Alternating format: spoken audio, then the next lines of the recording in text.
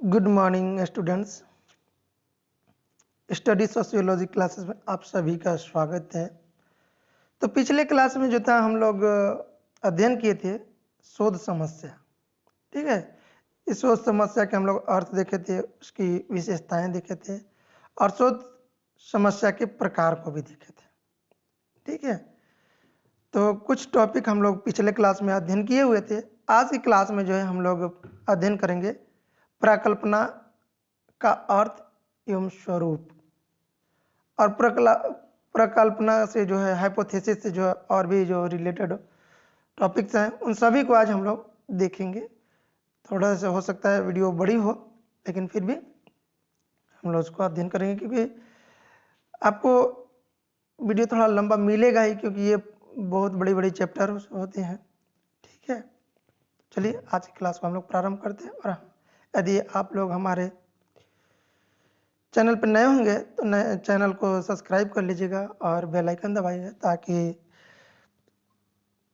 Class तो प्रत्येक दिन चलता ही है, तो आपका जो नोटिफिकेशन है ये आप तक सबसे पहले पहुंचेगा। ठीक है, चलिए तो आज की क्लास को हम लोग प्रारंभ करते हैं।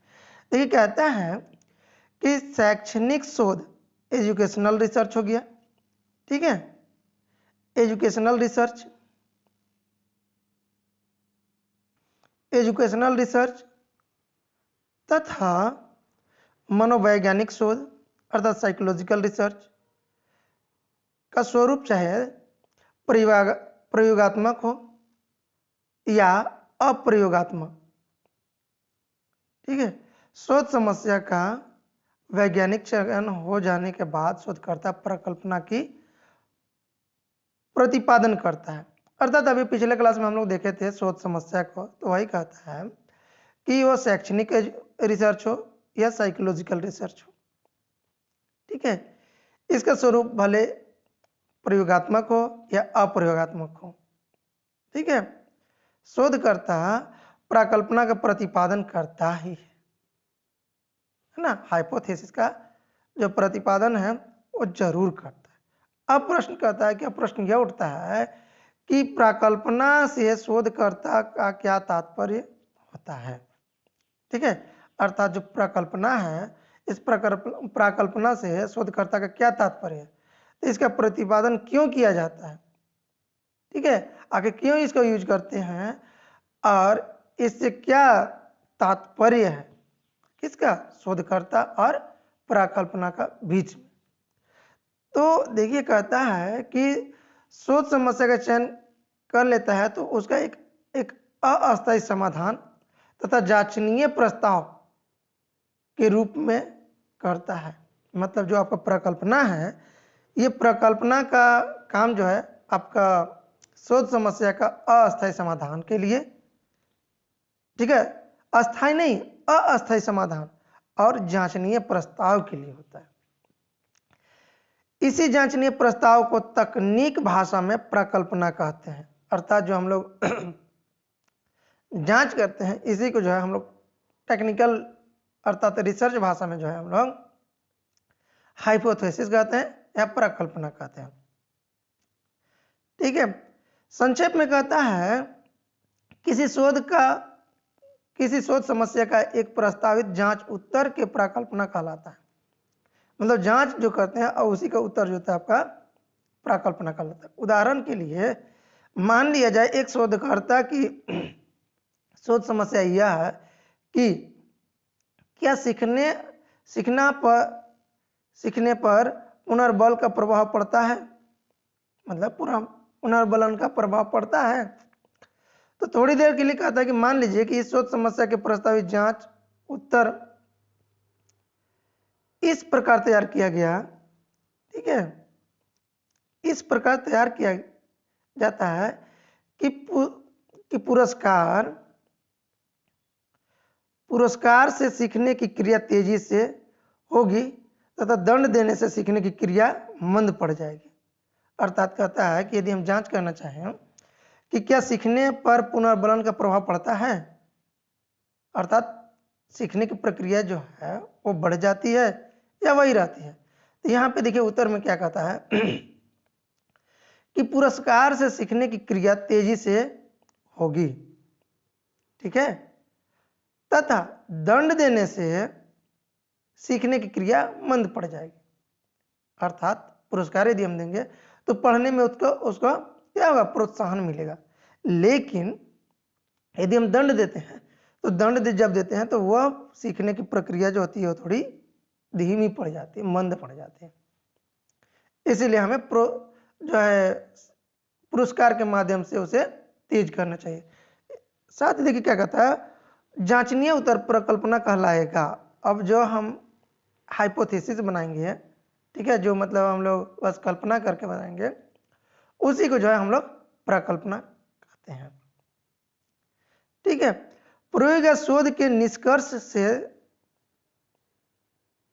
प्रकल्पना की पुष्टि हो जाती है। अर्थात प्रयोग हो या शोध के निष्कर्ष से हमें प्रकल्पना की पुष्टि हो जाती है। क्यों कि प्रकल्पना जो है ना, हम देखें तो एक प्रकार का हाइपोथेसिस मतलब कल्पना है, इमेजिंग है, और उस इमेजिंग के आधार पर जब हम अपना प्रयोग करते जाते हैं और जब मेरा उत्तर आ जाता है तो उसी को हम लोग प्रकल्पना कहते हैं। ठीक है, अगर कहता है अगर प्रयोग या शोध के निष्कर्ष से प्रकल्पना की पुष्टि हो जाती है तो प्रकल्पना को सही मान लिया जाता है। यदि वही हमारा शोध का निष्कर्ष से हम जैसा हम सोचे थे उसी प्रकार से हो जाएगा तो वह प्रकल्पना सही माना जाएगा। लेकिन जिस प्रकार से हम सोचे हैं और यदि हमारा कार्य नहीं हो पाया, रिजल्ट नहीं आ पाया, तो प्रकल्पना त्रुटिपूर्ण हो जाएगी, पुष्ट नहीं होगी। ठीक है, प्रकल्पना में या तो परिमार्जन मॉडिफिकेशन कर दिया जाता है या उसकी जगह कोई दूसरी प्रकल्पना का विकसित कर ली जाती है। अर्थात यदि हमारा नहीं हो पाता है तो हम फिर क्या करते हैं, अपनी प्रकल्पना को चेंज करते हैं, अपने जो सोचने के का एबिलिटी होती है उसे हम क्या करते हैं, बदल देते हैं। ठीक है, देखिए कहता है कि उपकल्पना को ही जो है हम लोग प्रकल्पना कहते हैं और परिकल्पना भी कहते हैं, दोनों चीजें कहते हैं। ठीक है, अनुसंधान का अत्यंत महत्वपूर्ण चरण है। जब हम अनुसंधान करने जाते हैं तो बहुत ही इंपॉर्टेंट ये स्टेप माना जाता है। ठीक है, उपकल्पना दो या दो से अधिक चरों के, उपकल्पना जो है दो या दो से अधिक चरों के बीच अनुभव मूलक संबंध अनुमानित वितरण है। ठीक है, मतलब एक अनुभव संबंध होता है और एक अनुमान होता है, कल्पना होता है, इमेजिंग होता है। यह मात्र अनुमान ही है जिसका परीक्षण करना अभी बाकी है। अर्थात हम देखें तो ये जो परिकल्पना होता है या उपकल्पना है, इसको हम लोग पहले इमेजिंग करते हैं, इसके बाद में हम इसको परीक्षण करते हैं। ठीक है, जब उसके ऊपर कार्य करना प्रारंभ करते हैं तो उसका परीक्षण होता है। अधिकांश अनुसंधानों का उद्देश्य या तो उपकल्पना का निर्माण करना होता है अथवा निर्माण उपकल्पनाओं का संकलन सामग्री द्वारा परीक्षण किया जाता है। अर्थात हम देखिए तो जो उपकल्पना बनाते हैं वो हम सामग्री अर्थात जो उसके जो टूल्स हैं उस टूल्स के द्वारा जो है हम परीक्षण करते हैं। ठीक है, उपकल्पना का निर्माण करना सरल कार्य नहीं होता है, थोड़ा सा डिफिकल्ट होता है। क्यों? क्योंकि हम इमेजिंग तो करते हैं लेकिन हमारा इमेजिंग जो है, कल्पना जो है वो उसी की रिस्पेक्ट में होनी चाहिए, तब जाके हमारा उपकल्पना सही हो पाएगा। ठीक है, यहाँ पे थोड़ा हम लोग देखते हैं उपकल्पना का अर्थ एवं परिभाषा। देखिए उपकल्पना जो है ना, उपकल्पना अंग्रेजी शब्द के हाइपोथेसिस, ठीक है, हाइपोथेसिस का हिंदी रूपांतरण है जो दो भागों में विभाजित किया गया है। अर्थात ये जो हाइपोथेसिस है ये अंग्रेजी शब्द है जिसका हम लोग हिंदी में रूपांतरण करते हैं, जिससे हम लोग उपकल्पना कहते हैं। अब ये हम देखें तो उपकल्पना जो है दो शब्दों से मिलकर बना है। पहला देखें तो हाइपो और दूसरा जो है आपका थेसिस। ठीक है, दो शब्द से मिलकर बना है, हाइपो और दूसरा थेसिस।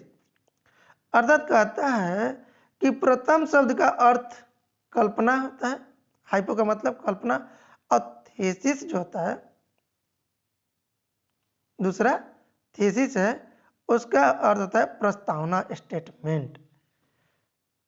ठीक है, अर्थात अतः कहता है कि उपकल्पना का शाब्दिक अर्थ जो है काल्पनिक प्रस्तावना होता है। बहुत इंपॉर्टेंट है, यहां से थोड़ा सा देखिएगा। ठीक है, हाइपोथेसिस जो है ये दो शब्दों से मिलकर बना है, एक हाइपो और दूसरा थेसिस। हाइपो का मतलब क्या होता है? काल्पनिक या कल्पना, और थेसिस का मतलब क्या होता है? प्रस्तावना। ठीक है, कहता है कि किसी सिद्धांत, संस्कृति, उपमा या व्यक्तिगत अनुभव से प्राप्त किया जाता है। ठीक है, परंतु इसमें कोई नई बात नहीं है कि इसकी जांच परख की जानी हो। ठीक है, मतलब इसकी ये कोई नई बात नहीं है कि इसकी हम लोग जो है जांच पड़ताल नहीं करेंगे। जांच तो होगा ही, तब तो हमें पता चलेगा कि मेरा हाइपोथेसिस सही है या गलत है। तो जब हम फील्ड में जाते हैं और उसी प्रकार से जब कार्य करते हैं, जब रिजल्ट आता है, तो हम कहते हैं कि मेरा हाइपोथेसिस जो हमने सोचा था उसी प्रकार से हमारा कार्य हुआ है। ठीक है, अतः उपकल्पना से अनुसंधान का विषय निर्दिष्ट होता है, परंतु इसमें कोई उपकल्पना सही है या गलत, इसका निर्णय वास्तविक अनुसंधान के आधार पर किया जाता है। मतलब जब हम वास्तविक रूप से फील्ड में जब जाते हैं, तब वहां पर निर्धारित करते हैं कि मेरा हाइपोथेसिस जो है वो सही है या गलत है। ठीक है, विद्वानों ने जो है कुछ इसकी परिभाषा दी है, हम लोग परिभाषा को भी देखेंगे। तो देखिए, कुछ परिभाषाएं हैं, परिभाषा से हमें और अधिक क्लियर होता है। तो परिभाषा में हम देखें तो एक लुंडबर्ग महोदय हैं। ठीक है, उन्होंने बताया कि उपकल्पना एक काम चलाओ सामान्यीकरण है। मतलब जो उपकल्पना है वो काम चलाओ सामान्यीकरण है, जिसकी सत्यता की परीक्षण अभी बाकी है। अर्थात ये सत्य है कि असत्य है, इसकी हम जो सत्यता होती है बाद में करते हैं। ठीक है, अपने बिल्कुल प्रारंभिक स्तरों पर उपकल्पना एक अनुमान, कल्पना, विचार अथवा पूर्वानुमान आदि कुछ भी हो सकती है, जो बाद में किसी भी क्रिया अथवा अनुसंधान का आधार बन जाती है। अर्थात क्या है, जो उपकल्पना है वो काम चलाऊ टूल्स है और इसके सत्यता परीक्षण अभी बाकी है। ठीक है, प्राथमिक स्तरों पर हम देखें तो ये क्या है, एक अनुमान है, अनुमान लगाते हैं अपने कल्पना से, और इसके साथ हम कल्पनात्मक विचार है और पूर्वानुमान है, मतलब पहले हम इसको अनुमान लगाते हैं। ठीक है, अब इसके बाद जो होता है ना, हम क्रिया अथवा अनुसंधान के आधार पर जो है हम इसको फॉलो करते हैं। ठीक है, मतलब लागू करते हैं। नेक्स्ट जो है गुड्डे एवं हार्ट महोदय, उन्होंने देखिए हाइपोथेसिस के बारे में क्या बताया। उपकल्पना एक कहता है कि उपकल्पना एक ऐसी मान्यता है जिसकी सत्यता को सिद्ध करने के लिए परीक्षा की जाती है। अर्थात जो उपकल्पना है एक सामान्य है और उसकी सत्यता के सिद्ध करने के लिए जो है उसकी परीक्षा की जाती है ना। कल्पना तो कर लिए, लेकिन अभी जो है हम उसकी परीक्षण करना इसकी बाकी है। तो हमें परीक्षण भी करना होता है कि हमारा जो सोच है वो सही है अथवा गलत है। ठीक है, बुगाडस है, एक बुगाडस महोदय हैं, इन्होंने जो है बताया कि उपकल्पना परीक्षण के लिए प्रस्तुत की गई एक मान्यता है। ठीक है, अर्थात उपकल्पना जो है परीक्षण के लिए प्रस्तुत की गई एक मान्यता, मतलब मान्य है। ये भी एक अच्छा टूल्स है। शोधकर्ता सबसे पहले हाइपोथेसिस ही बनाता है, चिंतन करता है, कल्पना करता है, तब जाके वह आगे के प्रोसेस को अपनाता है। ठीक है, नेक्स्ट जो है पीवी यंग महोदय, इनकी भी डिफिनेशन बहुत उपयोगी माना जाता है। ठीक है, पीवी यंग महोदय, इनके डिफिनीशन को देखते हैं। ये बताते हैं कि एक अस्थायी लेकिन केंद्रीय महत्व का विचार जो उपयोगी अनुसंधान के आधार बन जाता है, उसे हम एक कार्यकारी कल्पना कहते हैं। ठीक है, कहने का मतलब है कि ये क्या है, एक अस्थायी है लेकिन यह केंद्रीय, मतलब केंद्र में रखकर हम इसका अनुसंधान का आधार बनाते हैं। और कार्यकारी कल्पना इसको कहते हैं, मतलब कि ये हमारे लिए कार्यकारी भी है, कार्य भी करती है। ठीक है, यहां पे देखिए उपकल्पना एवं इसकी रचना अर्थात हाइपोथेसिस एंड इट्स फॉर्मुलेशन, मतलब एक उपकल्पना के निर्माण कह सकते हैं। यहाँ पे देखिए इंपॉर्टेंट रूप से बताया गया है कि उपकल्पना जो है हम 3 शब्दों से इसको जानते हैं। तो कभी कभी क्या होता है, कंफ्यूजन में हो जाता है, उपकल्पना आ जाता है, हाइपोथेसिस है, परिकल्पना, प्राकल्पना। ठीक है, तो यहाँ जो है आप अच्छे से देखिएगा, इसी को है हम लोग उपकल्पना भी बोलते हैं, परिकल्पना कहते हैं और प्राकल्पना कहते हैं। परिकल्पना और प्राकल्पना थोड़ा सा मिलता जुलता है, तो इसको भी आप ध्यान से देखिएगा। नेक्स्ट जो टॉपिक है वह है हम लोग का एक उत्तम प्राकल्पना की विशेषताएं या कसौटी। ठीक है, तो देखिए क्या कहता है यहाँ पे कि जब कोई शोधकर्ता किसी शोध समस्या का प्रतिपादन कर उसका समाधान करने के लिए आगे बढ़ता है। ठीक है, मतलब जो हमारा शोध समस्या है उसके समाधान के लिए जब हम आगे बढ़ते हैं तो उसे मन में एक समाधान के रूप में कई तरह के अस्थायी प्रस्ताव आते हैं। ठीक है, मतलब कई तरह के मन में उसके जो है ना क्वेश्चन क्रिएट होते हैं, बनते हैं। तो कहता है दूसरे शब्दों में कि शोधकर्ता के मन में कई तरह के प्राकल्पना बनते हैं। प्रश्न यह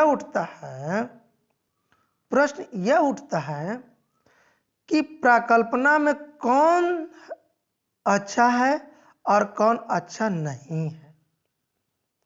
ठीक है, जब हम हाइपोथेसिस लेते हैं तो कौन अच्छा है और कौन अच्छा नहीं है। तो इस निर्णय शोधकर्ता कैसे करेगा, तो यहाँ पे हम देखिए तो कहता है कि मनोवैज्ञानिक अर्थात साइकोलॉजिस्ट ने इस तथ्य को महत्वपूर्ण समझ कर उस पर एकजुट होकर प्रकाश डाला और बतलाया है कि अच्छे शोधकर्ता प्राकल्पना है ना, जो अच्छा शोध जो होता है वो प्राकल्पना की पहचान उसे कुछ कसौटी होती है, मतलब कुछ उसकी क्राइटेरिया होती हैं कि हम उसके आधार पर जो है हम उसकी विशेषता होती है जिसके आधार पर हम उसको लेकर और अपनी शोध की समस्याओं का समाधान करेंगे। ठीक है, तो यहाँ देखिए पहला जो है कहता है प्राकल्पना को जांचनीय होनी चाहिए। जब अर्थात जो हम प्राकल्पना लेंगे उसको हम लोग जांच सकते हैं, टेस्ट कर सकते हैं। अर्थात कहता है कि एक अच्छा शोध प्राकल्पना की पहचान यह है कि उसकी प्रतिपादन इस ढंग से किया जाता संभव हो कि उसकी जांच करने के बाद निश्चय रूप से कहा जा सके कि वह संभव है या असंभव, मतलब सही है या गलत है। ठीक है, जब हाइपोथेसिस हम बनाएंगे तो उसके हम उसको ये कह सकते हैं कि यह मेरा सही है या गलत है। ठीक है, तो ये क्या कहता है कि इसीलिए यह आवश्यक है कि प्रकल्पना अभिव्यक्ति विस्तृत ढंग से है, अर्थात बॉडी वे होनी चाहिए, ब्रॉड वे मतलब कि विस्तृत ढंग से नहीं बल्कि विशिष्ट ढंग से किया जाना चाहिए। विस्तृत नहीं होनी चाहिए लेकिन विशेष रूप से होनी चाहिए, बड़ा नहीं छोटा ही हो लेकिन हमारा विशेष हो। ठीक है, विस्तृत प्राकल्पना प्रभाव तथा आकर्षण भले ही लगे परंतु इसकी जांच चूंकि ठीक ढंग से नहीं की जा सकती है, अतः वह एक अच्छी परिकल्पना नहीं हो सकती। यदि वह छोटी भी हो या फिर बहुत बड़ी, और यदि वो अच्छे से मतलब वो जांच नहीं कर सकता है, तो वो अच्छा हाइपोथेसिस नहीं माना जाएगा। मतलब कि हाइपोथेसिस जो हम बनाएंगे वो जांचनीय होनी चाहिए, विस्तृत ना हो लेकिन विशेष हो। ठीक है। दूसरा देखिए कहता है, अध्ययन किए जाने वाले क्षेत्र की अन्य परिकल्पनाओं का बनाई गई परिकल्पना साथ तालमेल होना चाहिए। अर्थात जो हमारे क्षेत्रीय का जो हम परिकल्पना बनाएंगे, ठीक है, और जो हम बनाए गए परिकल्पना है उसका भी मैच करना चाहिए, उसका भी तालमेल होनी चाहिए। अर्थात कहता है कि शोधकर्ता द्वारा तैयार की गई परिकल्पना क्षेत्र की अन्य परिकल्पना के अनुकूल हो। ठीक है, मतलब कि जो हम बनाए हैं और जब हम क्षेत्र में जाएंगे शोध करने के लिए वो भी अनुकूल होनी चाहिए। ठीक है। एक अच्छी परिकल्पना समझा जाता है, हालांकि अनुकूलता कोई आवश्यक नहीं है, परंतु परिकल्पना का क्षेत्र अन्य ज्ञानों या परिकल्पनाओं के विरोध ना होकर अनुकूलित हो। अर्थात उसका विरोध ना हो, बल्कि क्या होना चाहिए, अनुकूलित होना चाहिए, अर्थात उसके अनुसार। ठीक है। अर्थात कहता है कि धनात्मक पुनर्वलन से सीखने की प्रक्रिया में बाधा पहुंचती है तो यह ऐसी परिकल्पना का उदाहरण होगा।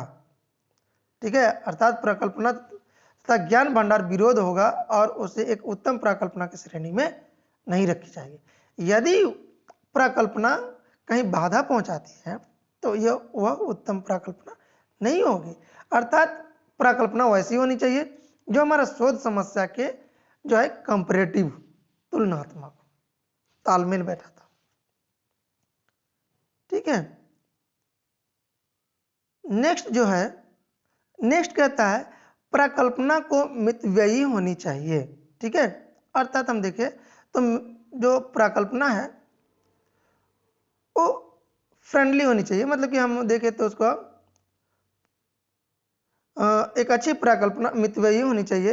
इस शोध समस्या के समाधान के लिए परिकल्पना कई तैयार की जा सकती है। इसमें एक सबसे मितव्ययी हो उसे हम अच्छे समझकर चुन लेना चाहिए।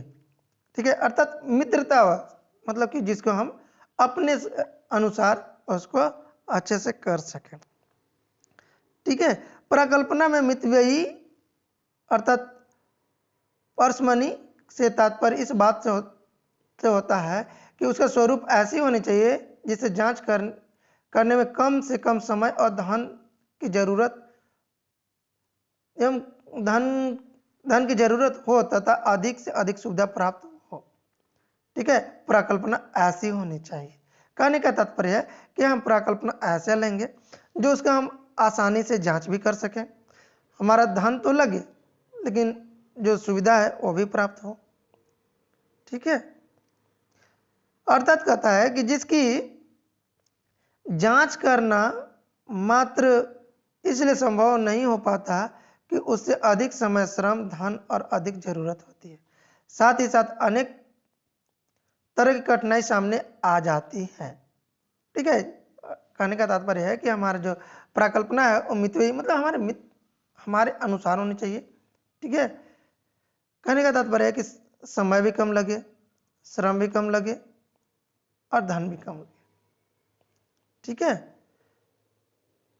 तो एक अच्छी परिकल्पना की श्रेणी में हम रख सकते हैं। लेकिन यदि अधिक धन लगे, अधिक समय लगे, ठीक है, तो हम तो इस टाइप की जो परिकल्पना है उसको हम लोग एक अच्छी परिकल्पना नहीं मान सकते। ठीक है। नेक्स्ट देखिए कहता है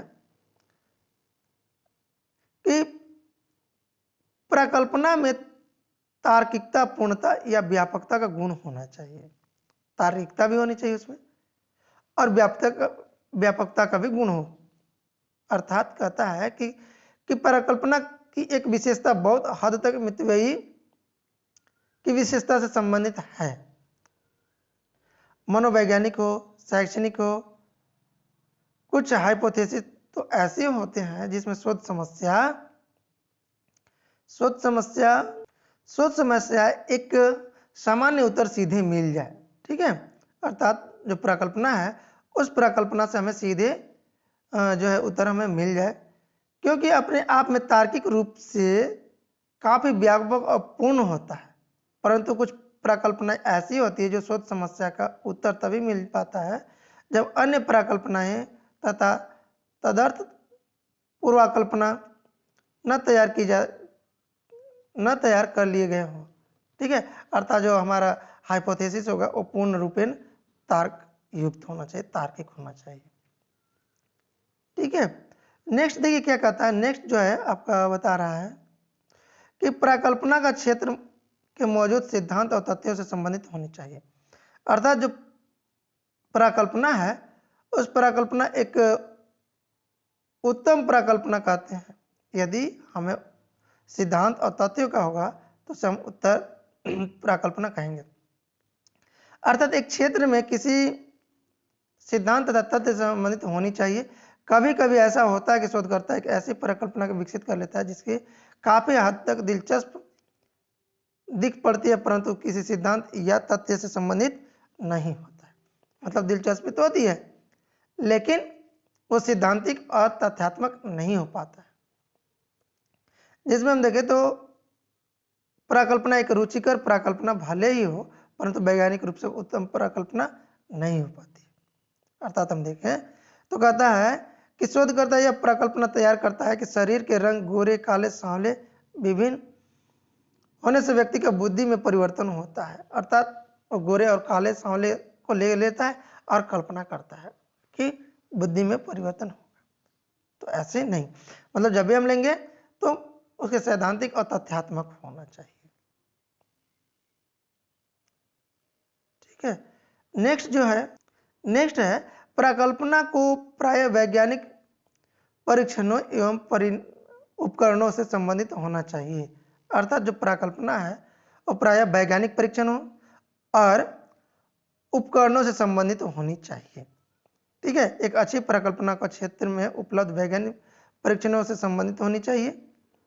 दूसरे शब्दों में कहता है कि प्रकल्पना के में प्रस्तावित चर ऐसी हो जिसमें हम मापने के लिए वैज्ञानिक के आधार के पास साधन उपलब्ध हो।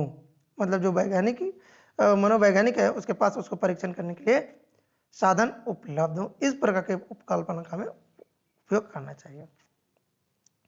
नेक्स्ट कहता है प्रकल्पना को संप्रत्यात्मक रूप से स्पष्ट होनी चाहिए, ठीक है। अर्थात कॉन्स्टिट्यूशनली हो।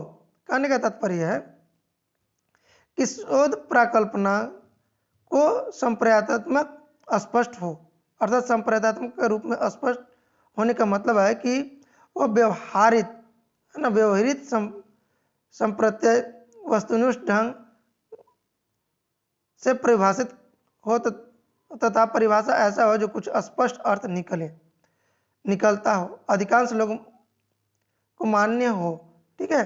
अर्थात हाइपोथेसिस हमारा ऐसा बने जो अधिकांश लोग उसके बातों को माने समझे, ठीक है। व्यक्तिगत दुनिया की उपज शोधकर्ता की उपज दुनिया की उपज कहा जा सके जिसका अर्थ वही समझता, ठीक है। ऐसा नहीं होना चाहिए।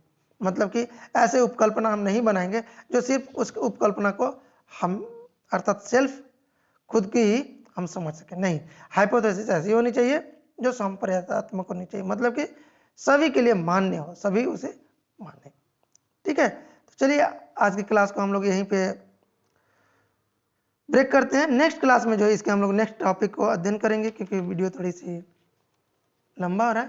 तो नेक्स्ट क्लास में जो है हम लोग पढ़ेंगे प्रकल्पना के प्रकार, ठीक है। प्रकल्पना के प्रकार हम लोग नेक्स्ट क्लास में देखेंगे कि कितने प्रकल्पना के प्रकार होते हैं, ठीक है। तब तक आप लोग अच्छे से अध्ययन कीजिए, अध्यापन कीजिए और बहुत जल्द आप लोग को हो सकता है कि ये चैप्टर भी खत्म हो जाए, ठीक है। नेक्स्ट क्लास में हम लोग पुनः मिलते हैं, तब तक धन्यवाद।